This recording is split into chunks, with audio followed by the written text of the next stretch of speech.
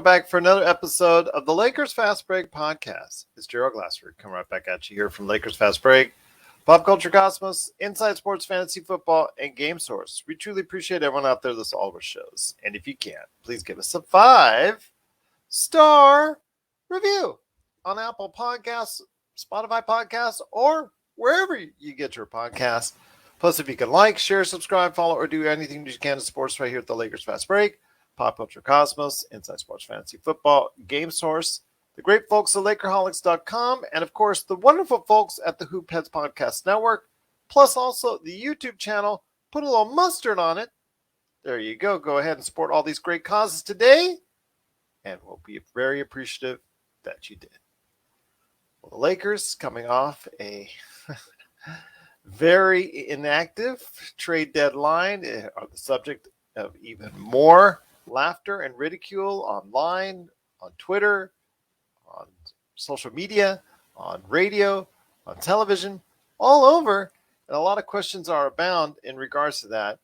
But there are also some other maneuvers and some other things that went on in the NBA trade deadline. And if you get a chance, you can actually hear what we were going ahead and talking about for 2.5 hours on the NBA trade deadline special that we did at the Lakers Fast Break channel, wherever you get your podcast. You can hear Laker Tom in the 2.5 hours going from a very, very positive outlook, expecting a trade, to one that was unfortunately not coming to fruition. Nope. His probability meter, you can see it, as I said on the show, went from a very high to unfortunately lower at each passing moment. And it was just very amusing, I guess you could say. But poor Laker Tom, unfortunately, Lakers were very inactive at the trade deadline. And we'll talk about that on the back of what that's going to do for the team going forward and all that. But right now, I want to go ahead and bring on two guests to talk about what their thoughts are on the fallout of the trade deadline, the winners and losers, and of course the big trade, James Harden for Ben Simmons and other peripheral and ancillary pieces as well. We'll start off with the mastermind behind the 5 Things column at Lakerholics.com. It is Admiral Akbar himself, Jamie Sweet. Jamie, good to have you here.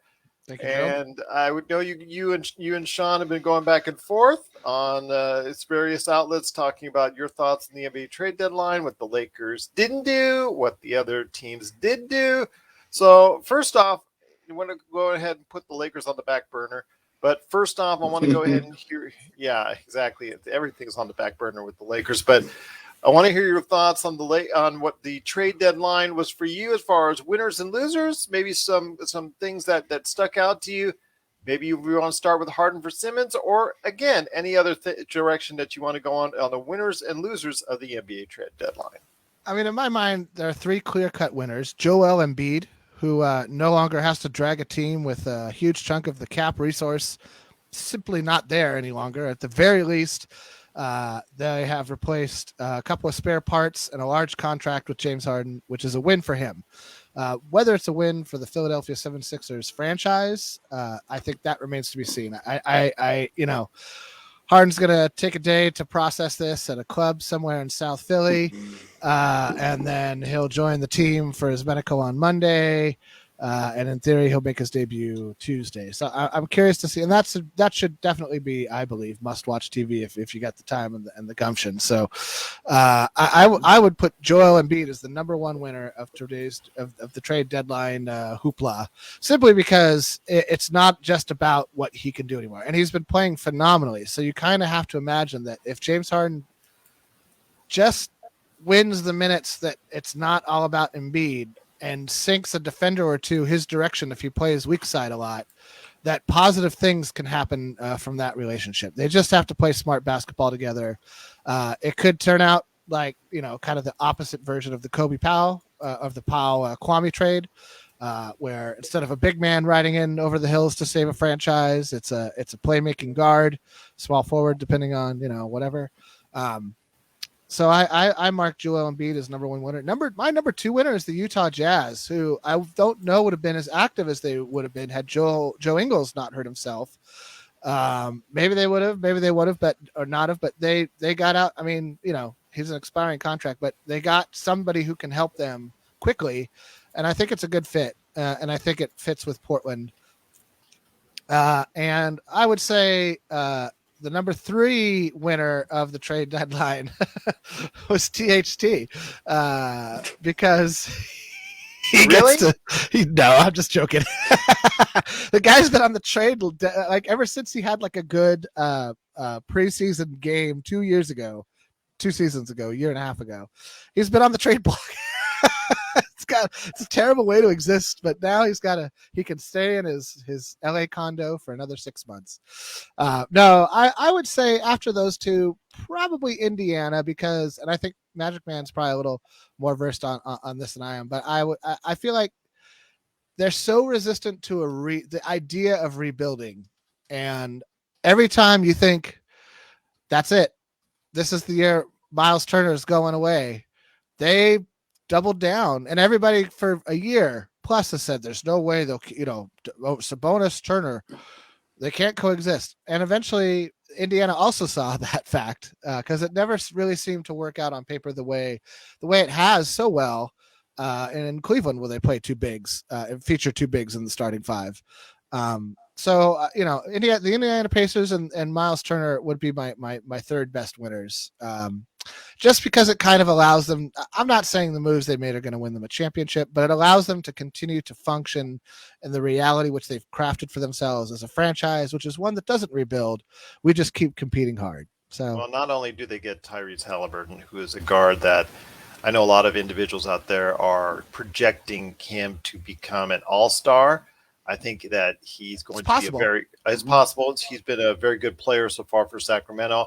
I see him continuing to improve and progress, but they also pick up additional first-round draft picks, and they could have as many as 2 or 3, if I'm not off the top of my head, 2 or 3 draft picks for this upcoming NBA draft, which obviously can help if you make the right choices. So we'll see as far as that's concerned. Again, it's all based on protections and where everything falls and lands, so we'll have to wait and see exactly where it is. But Indiana and a team like Portland as well, they could have additional first-round draft picks, and that's a way to go ahead, like you said, and have a quick turnaround, per se. The doldrums for either of these teams doesn't have to be prolonged with the moves that they made.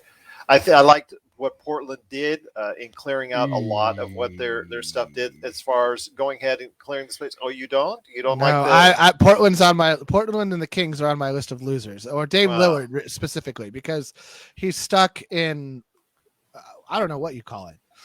I don't know what they're doing up there. Like, he wasn't going to win with what he had. I don't understand why they didn't trade Nurkic. I wanted the Lakers to trade for Nurkic. I really wanted Nurkic to become a Laker. I thought after I saw him give AD the business a couple games back, I was like, that's what this team needs. But anyway, we're not back burner. Who signs in Portland?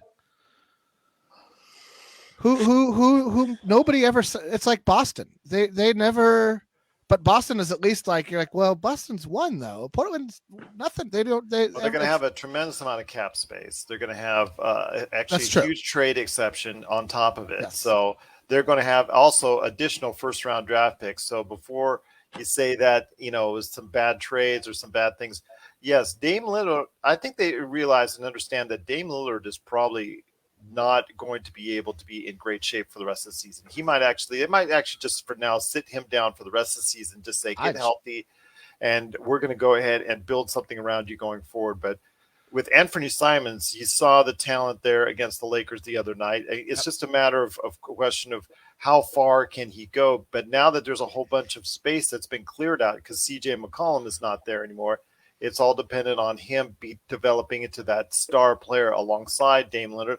Maybe it's good because it'll bring a younger, more athletic player. Still, they'll have size issues in the backcourt, but again, comparative to what they had, defensive issues. Yeah, I mean that's something that Anthony Simons doesn't bring, unfortunately. But again, CJ McCollum didn't bring that either. So no, but CJ McCollum was I don't know. The guy gets buckets, and if he gets hot, it's like Buddy Hield level hot. Like it's just I think they already maxed out with those two. I think they already maxed out and gone as far as that they could go with those two.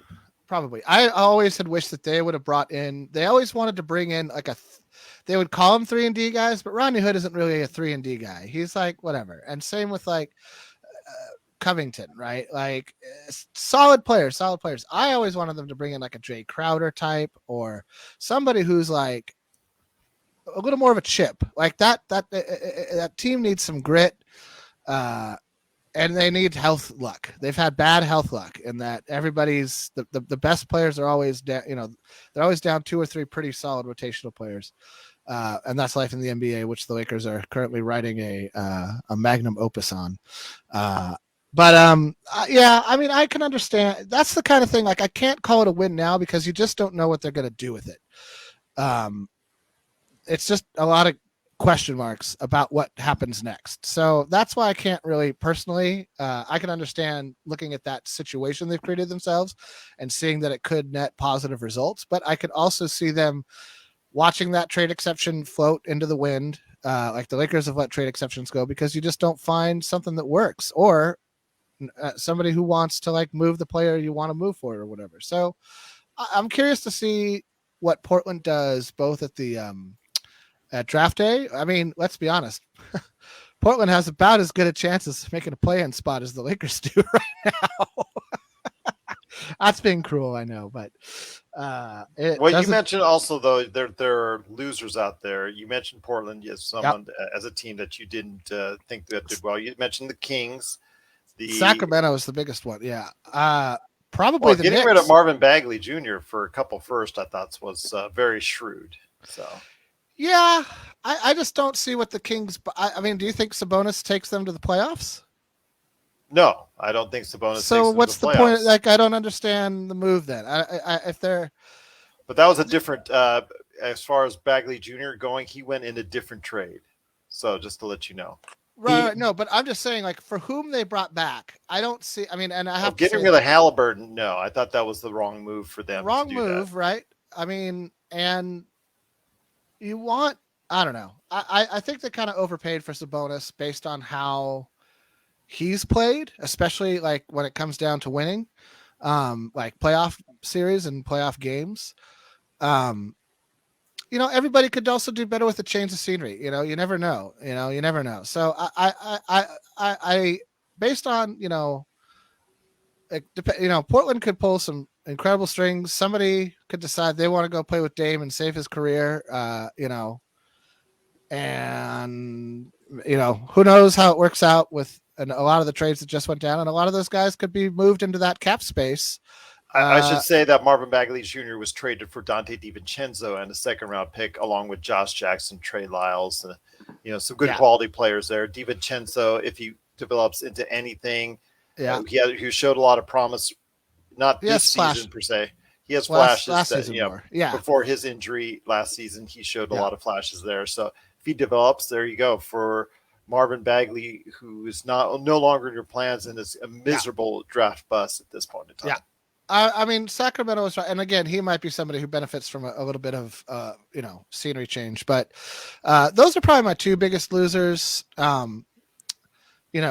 The third biggest loser would have to be Laker fans who advocate for trades.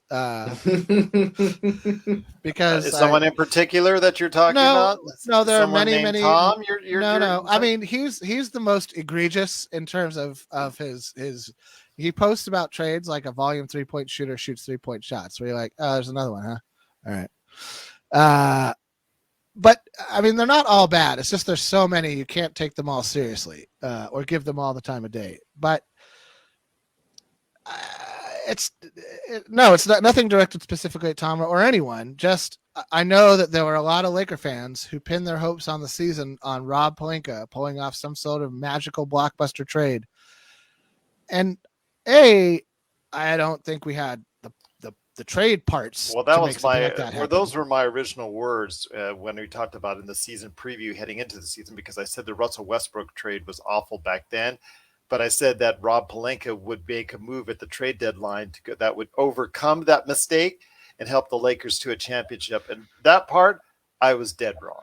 No, and Rob Pelinka. But that was again, way back when I thought that the Lakers still had some type of competency and some type of relevance. But Now his streak of no in-season trades continues, and You called it. I'm going to give you credit. You called it. it's not much. I don't think it's much of a call. I don't not to diffuse praise or to it just seemed kind of logical, both in terms of the assets we possessed. I might have felt a little bit differently if THT had been like a solid 15 points a game, 6 rebounds, couple of ancillary stats here and there, and had maybe won a basketball game or two. Well, we should have traded him after those first 3 games he came back from injury. There you go. That would have been something that he would have been worth. He would have been worth something. We should have traded him for Lowry last year is what we should have done. Oh, yeah, absolutely. Well, I couldn't agree with you more. But anyway. But those are my 3 biggest losers and winners. Yeah. Okay, fair enough indeed. Once again, it is Jamie Sweet right there. Please check out his 5 Things articles at Lakerholics.com. Thanks so much to Kenneth Stone. Welcome back. Thanks so much for watching. And also Elton Barrios, thank you so much for the thumbs up, and everybody else that's been watching this evening.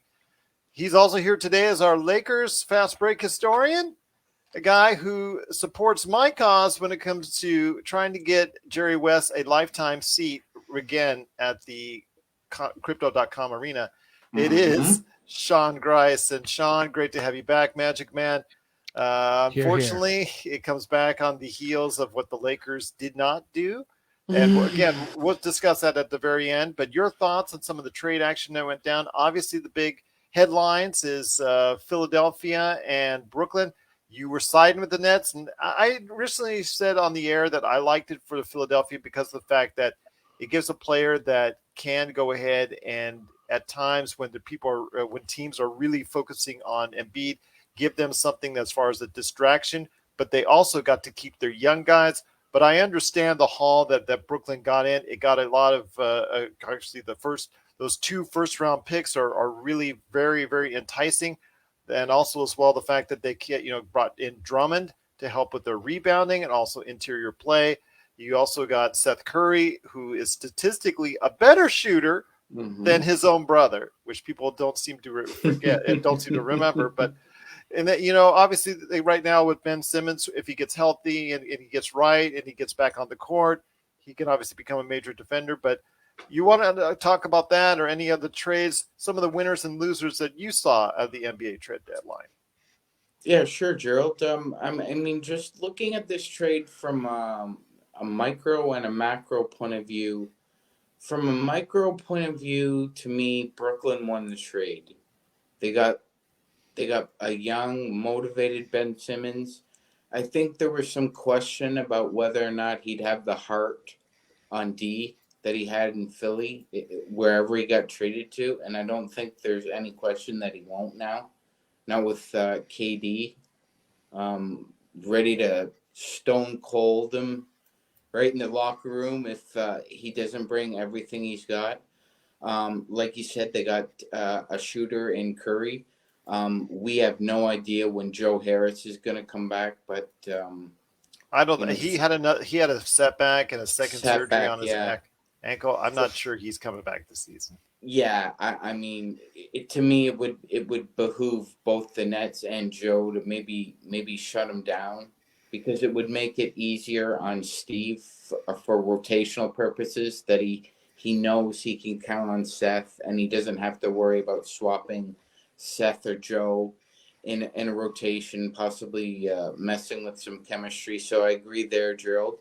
I think from a macro point of view, this reminds me a lot of Shaq and Dwayne Wade. I think it's inverted this time. I think James Harden at his press conference needs to speak into the microphone and say, this is Joel's team, and I'm here to facilitate this squad in any way I can to make sure we're a championship contender, because the offense still has to go through Joel. Absolutely. Yeah, so I think James understands that, and I think we'll see a raw version of it when they start playing, but when they develop some on-court minutes together, I think it'll come to fruition. Well, you got a season and 30 games to go ahead and see if James Harden is a fit. before you are forced to sign him to that huge extension where Bobby Marks had said yesterday that it was going to be ending up as one of the worst contracts in NBA history, with by the time he was 38, I think collecting a $60 million plus paycheck. He could very well be Russell Westbrook right now in about 3 years. You could be very right on that. It may not work out. This may not work out, and this may be like a bad fit, similar to what we're seeing with Russell Westbrook. You're right, in Philadelphia, but that's something that Daryl Morey he does not value first round picks. That's why he tosses them out like candy. Look what he did in Houston over the years. He tossed them out. Here, have a first round pick. You get a first round pick. You get a first round pick. So, I mean, they don't mean anything to him. So, the fact that he was able to keep Matisse Thybulle and the fact that he was able to keep Tyrese Maxey, who have a lot of promise, they may not be a great fit alongside James Harden, but once if it doesn't work out, the James Harden experiment doesn't work out, you still have those building blocks with Joel Embiid going forward. Absolutely, 100%, 100%. And you're right, Gerald, it might not work out. I mean, again, from a macro point of view, I love James Harden. I think he'll go down as one of the 75 greatest players, and in 25 years, he'll be one of the 100. However, I believe, like I was emailing you fine gentlemen, I believe he's tarnished his legacy on what I'm looking for the fine gentlemen. I don't know where they're at, but okay. In that experiment, I mean, they played a total of 16 games together. That's less than Greg Oden, Brandon Roy, and LaMarcus Aldridge. Well, you're not going to get any sympathy from me on that for our big three, quote unquote, that has only played 18 or 17 games together or something like that. So you don't see much of that. Yeah, but not to belabor the point, but he's the one who acted unprofessionally when he wanted out of Houston. They wouldn't budge him, so he kept on pushing. And he kept on pushing, and he finally got what he wanted. However, due to the times we live in, the time and place he decided to go, it didn't align with his personal choices, and that spilled over professionally. And, that's disappointing, Gerald, but that's kind of the bag you get with James. If he tries to do that, though, in Philly, imagine the crowd. Imagine the crowd and their reaction. It'll be beautiful. It might be worse than the treatment Simmons got, because at least Simmons didn't show his face back in that town. If this goes bad, he's in the lion's den. There's nowhere for him to go. Yes, absolutely. But with Ben Simmons, you think it's going to be a much better fit for him in Brooklyn, because the fact is he's not being relied on offensively just to help distribute the ball, maybe from a post-up position, just be able to go ahead and just make sure the ball is distributed, make sure obviously getting the rebounds. And of course, as a premier defender in the league that can guard positions 1 to 5, I think that's a unique advantage for Brooklyn. Plus, again, the 2 first-round picks. You also get Seth Curry as more spacing right there is needed. And, of course, with Joe Harris out, that is even more valuable. And if you were talking about some issues because of inside, because you thought your inside play was lacking and your rebounding was lacking, you bring in one of the best rebounders per minute in Andre Drummond. So, yeah, I think for Brooklyn, it's not even for the long term. For the short term, I think it's still a big win for them. For Philadelphia, it's a big gamble, and we'll wait and see. But then again, Daryl Morey is known as a gambler, so I mean that's pretty much what it comes down to right there. But any more thoughts on the NBA trade deadline before we get to what team? Yes, absolutely. Just a quick rundown. Ironically enough, Daryl Morey, he's probably the only GM in the NBA who has no emotional intelligence whatsoever when it comes to players. You're a stock. You're either up, you're down, or you're neutral to him. And if he can figure out a way to make his team better, he will. You're 100% correct, Gerald. As opposed to somebody who just left the Portland Trailblazers organization in ruins, Neil O'Shea, who becomes really attached to his first-round picks and really attached to players he likes, And like you said, Gerald, I think they maxed out in 2018 when they got to the Western Conference Finals against the Golden State Warriors. They lost 4-0. However, they were up by 10 or more points in all 4 of those games at one point in time. And I know for me, this is something I know that gets a lot of blowback. But if you're an organization and you have these aging, like Dame Lillard, yeah, that's great. He's going to be a Portland Trailblazer for life, maybe. Although we'll wait and see this summer what happens. Again, I'm very much knocking on wood when I say that. I have to reevaluate. If I'm running a team and I have like a 30-year-old, plus 30-year-old individual superstar that is on the verge of signing another 5 to 6 year contract that's going to cost, 40, 50, $60 million a year. Now we're talking about for signing some of these contracts. A third of your cap space. Yeah. That's 30 of cap space. Yeah. That to me is just, that's a risk I don't want to take unless his name is LeBron James and has proven that he's actually capable of still being at an elite level, or Steph Curry. There's very few individuals out there. I mean, with the way that he takes care of himself, James Harden, I'm not sure I'm gambling on that. With Dame Lillard, he plays a different style that I think, all of these years in may not age well as well. So I'm worried about that if you're Portland, and also as well if you're in Philadelphia. But hey, you made the risk. Portland is probably going to play, Dame Lillard when he comes back, and he's probably going to go ahead and stay with the team. But I would seriously consider trying to move him in the offseason as well. And same thing with Bradley Beal. He's 29. He's been injured again. He's out for the season. If I was Washington, you got to be straight with him. Just say, you know what? This is what the parameters are. I'm sorry. We may look to go ahead and trade you. You just got to be realistic with the players. I understand loyalty and team loyalty and all that. But we saw with Kobe when, a lot of people were mad that they kept Kobe because, he was over the hill and he just didn't, you saw what happened with the team, and we committed so much cap space. I thought it was okay. I didn't mind. They still tried to build a team around him. But, the Lakers, you can't say we're hurt by that by keeping him on for so many years. I mean, and so much cap space. The same things are going to happen to Philadelphia if they extend Harden. The same thing is going to happen with Portland, with Dame Lillard. So we'll wait and see. It's a gamble. Do they age well or do they not? We'll wait and see on those. Those are big gambles that we'll have to go ahead and see. We don't know for sure if Lillard's going to even stay on the team in the summer. It's going to be something very interesting to see. But any other teams that stand out to you on the NBA trade deadline? Absolutely, Gerald. As I said before, although I saw they got mixed reviews on social media and analysts, I loved what the Mavs did for Luka, surrounding him with the kind of. I actually I didn't like what they did. Spencer Dinwiddie is having an awful season. Awful season.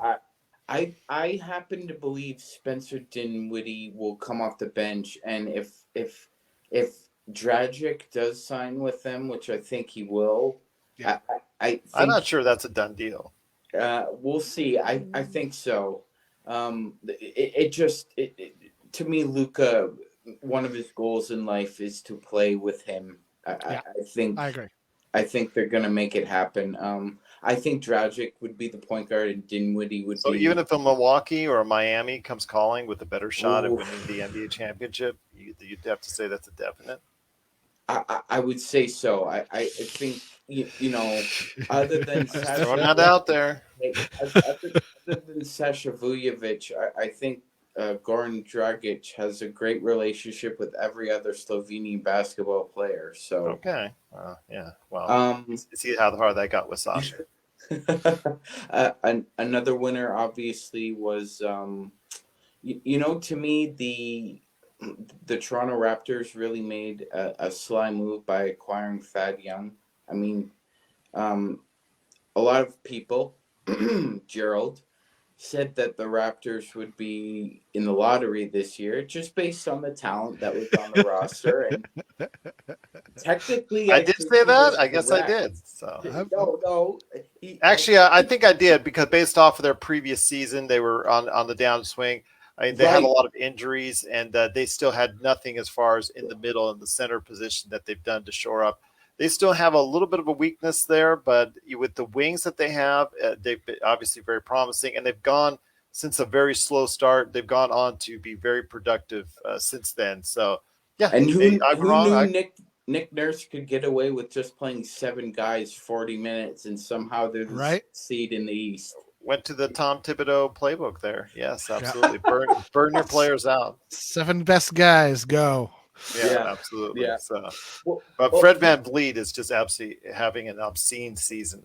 Yeah. Congrats to him on such a So- great season. yeah, and just as a side, Coach Nick Nurse has some of the best stories about coaching in Belgium and Germany. He talked about how he coached a select team in Belgium, and before the game, the refs came to him and they said, Coach Nurse, since you have a select team, the other team is awarded 35 points to start the game. So he started the game off 35-0, and they only got the lead with about 2 minutes left. He tells some of these most amazing stories that you'll never hear unless you rode the buses. So a great guy. I think he won't win Coach of the Year. That will go to Taylor Jenkins, but he'll definitely get a lot of votes. The big loser were the Sacramento Kings and the Los Angeles Lakers. I can't believe the Kings gave up on Tyrese Halliburton. Less than 150 games into his NBA career. That's stunning to me. You don't let a guy see at least 250 games before you make a decision on his career. And of course us. I mean, Rob said he standed pat. He said he had AD and LeBron's blessing. AD and LeBron basically said, no, that's not true. So Right. the wagon's on fire, basically. And rolling down the hill. And rolling down the hill indeed. Once again, I wish Sean Grice, the Magic Man. Please go ahead and check out his YouTube channel. Put a little mustard on it. Go ahead and check it out today on YouTube. And, of course, Jamie Sweet from Lakerholics.com. Check out his 5 Things articles today at Lakerholics.com. All right. You're going to close out the show here by talking about our beloved Los Angeles Lakers. I mean, a team that has gone through so much this season, ups and downs, mainly downs. And, I mean, we saw the other night in Portland in one of the most embarrassing losses that we've seen for the organization in their entirety. I'd probably say is the down point of the current NBA season that they're in. And everybody was expecting changes that wasn't named Jamie Sweet. I said I was on the fence. I wasn't either way. I wasn't gonna. It's so hard to predict what's going to happen. But Jamie Sweet, he saw it. He saw no activity before from Rob Pelinka, and he didn't get any. I know Laker Tom and so many other fans were demanding and asking for a trade, and unfortunately, nothing came through. If the Lakers think they're going to be really active on the buyout market, I think they're kidding themselves because of the fact of where they're at in the standings. These guys in the buyout, they don't come back on. Okay, yes, I'm going to get a buyout just so I can go to a team that's going to get me into a mediocre position, maybe a first-round loss at best. They're going to go to a place where if they're asked to, they can compete for a championship on a much more qualified team. So we'll see what happens there. But, Jamie, I'm going to bring you back on for your final thoughts on the Los Angeles Lakers. The disappointment that a lot of fans have in regards to the inactivity, you called it. You were the one that was first and foremost. You were out there on predicting that the Los Angeles Lakers would not move or make a move to the trade deadline. And there was very much a precedent for that. And going forward, as long as Rob Pelinka is there, unfortunately, the problems will continue. And also the anticipation or non-anticipation at the trade deadline will continue as well. Well, thanks. Like I said, it's not that I didn't. It's full transparency. I would have been happy for a large number of trades that that I'd heard from various entities to have gone through. If we could have traded THT, Kendrick Nunn, and Bloody Blue for Miles Turner, I would have been thrilled with that. Same with Nurkic. Same with, we could go on and on and on and on and on. What we had to offer was so bad at least in terms of the on-court performance this season. And in season, you don't pay for potential. You don't trade productive for potential. Those are off-season maneuvers. Those are maneuvers where you can get the guy into your facility over the summer, see what are you good at? What do you do well? Like, let's start from a positive standpoint. You don't start from a point of, boy, we have like 8 million holes to feed, and this guy's playing like crap. Perhaps you'd be interested in Taylor Horton Tucker, and a guy who hasn't played all season long with no timetable for his return, and a draft pick that turns over in the next after a half decade. So who wants to come shopping at Lakerland? And the answer was, nobody's serious. The rumored trade for it was Alec Burks and Cam Reddish is intriguing, but then you have to look if ownership cheaped out on Caruso, they're going to cheap out now. They're not going to bring in $10 million more in salary, because in their minds that's just $30 more million that they're forking over to the league. And it's not that they're wrong. They're not wrong. It's just that when your brand is we build championship teams, and you bought the championship rims and the championship custom steering wheel and the championship sound system, but you also purchased the veteran minimum engine, the veteran minimum transition, and the veteran minimum, I can't think of another thing that goes in a car, but, point being is that they got half a car. The outside looks great, looks super flashy, a lot of bells and whistles, but it drives like crap, and it's not going to work. And so that, when I saw that happen to Caruso in the summer, that to me signaled this is how it is. And so they're not gonna spend on the same level as Steve Ballmer. They're not going to spend on the same level as Brooklyn or Golden State or any of the other billionaires who own basketball teams. They're gonna run it like OKC or Indy, but with a much brighter sign out front. But the downside being is we don't run it as smartly as OKC or Indy does. We try to put together too much flash without enough substance. And it when it works, it looks so great. It's everything Dr. Buss ever wanted, or however he ran. It's all the ways Dr. Buss ran the team back in the 80s, but it was different in the 80s. There wasn't this tax that if you wanted to spend a lot of money on the team, you just spent a lot of money on the team.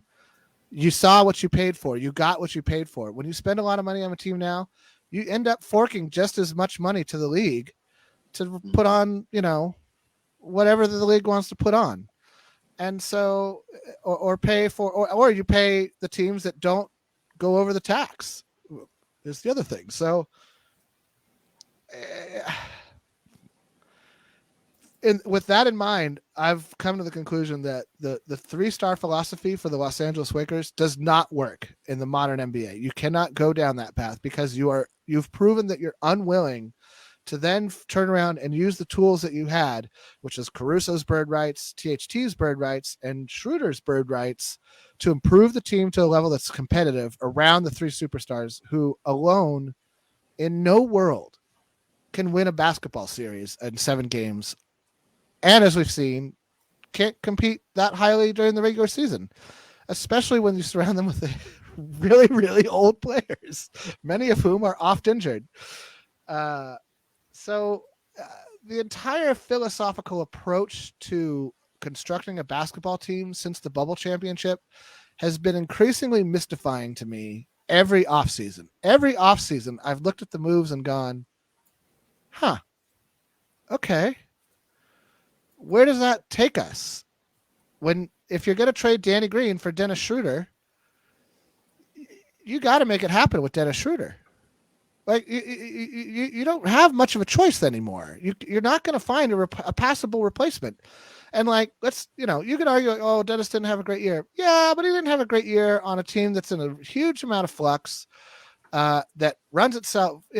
Lakers and Boston actually run themselves very similarly, if you think about it. The Lakers have just had better luck in this decade. And, I don't know. Gerald, you were the first one who I had ever even heard mention the idea of the Buss family selling the Lakers. And I remember thinking at the time, there is no way in hell that will ever happen. And to be honest, I still think that there's no way in hell that it'll ever happen. But I'm far more open to the idea personally than I was when I first If heard somebody it. comes in and drops above market value, Forbes estimates what, 4 to 5 billion with whatever's going on with the You might economy have right to now. double that. You might You have to probably double go that. 5. No, you won't go. You don't have to double that. They don't. As far as sports, they don't go that high. But I'd say if somebody walks in with a $6 billion figure, it'll make them think. It'll at least make them think about it. Who does that? If I may chime in here, I had a thought, and I'm Well, not you sure. know what? Xbox just dropped $63 million in Activision Blizzard, so don't underestimate anything. Would the Buss? I hear what you're saying, Jamie, and I understand that they probably won't sell, but do you think they would trade some of their equity for more liquidity? No, if anybody's coming in there, they want the whole kit and caboodle. I They see. want Okay. I mean, these days, if you're spending billions of dollars, I mean, yes, there is. I understand that there are small portions out there. What's the doctor? Or is it a dentist that in LA that owns part? He's a very famous Lakers fan. He owns a small part of it. Magic sold him his shares or something like that. Just a small part. No, if you're coming in there, if you're whatever big hedge fund or whatever big financier or whatever, monetarily rich individual that's going in there to buy the Los Angeles Lakers, you're not buying for a share of the Los Angeles Lakers unless Jeannie Buss gets desperate or the Buss family has to go ahead and sell a portion of it. I don't see that happening. They either have control of it or they don't. And if they don't, and you're going in there to buy, you want the whole thing. If you're spending billions of dollars, you're not just spending $1 or $2 billion to get 20% of the Los Angeles Lakers. What is it? The AEG already owns a percentage of the Los Angeles Lakers. Okay. So yeah, right. To me, it's just if you go in there, if you go in with a high ball $6 billion figure, and I'm just throwing that out there. I'm just speculating. Well, I think that might get them to think about it. I didn't say we'll get it done, but at least we'll have them think about it. Well, somebody like but it needs to happen. It needs to happen. Well, somebody like Larry Ellison has said that he has a $4 billion line of credit. I mean, he's just put it out there. So, and he was this close to getting the Warriors over Joel. Now, the Buss family has, again, due to the Buss family's previous real estate ventures, they have other equities out there. They have other things that they have in play, but it's nowhere near the substantial amount of play that the owners of, let's say, the New York Knicks, and we know about the owner of the New York Knicks there and how much he has with Comcast and all that. Of course, what we see with Steve Ballmer right down the street, you see what he has. He has enough cachet. He's building a new arena. He has enough cachet. He's the richest owner in the NBA. I'm not asking to find the richest owner of the NBA. I'm just looking for someone who's going to say, okay, this is the premier team as far as name-wise in the league. You need to go ahead and spend like it. You need to go ahead and act like it. And these limitations that they keep on setting for themselves. Oh, we can spend this on LeBron and AD, but whoa, we can't spend anymore. When you have LeBron and AD, you need to go all out. Yeah, and champagne based on a beer budget won't work for this franchise. Yeah. No. You can't get cheap. You can't get cute. You can't go and spend all the money you do and give up all the stuff that you give up for Russell Westbrook and then AD and then LeBron, as far as LeBron, what you paid out in salary, and then go cheap by not paying Alex Caruso, who is the best thing for one of your major deficiencies as far as perimeter defense, which I called back in the summer. Yeah, you did, Gerald.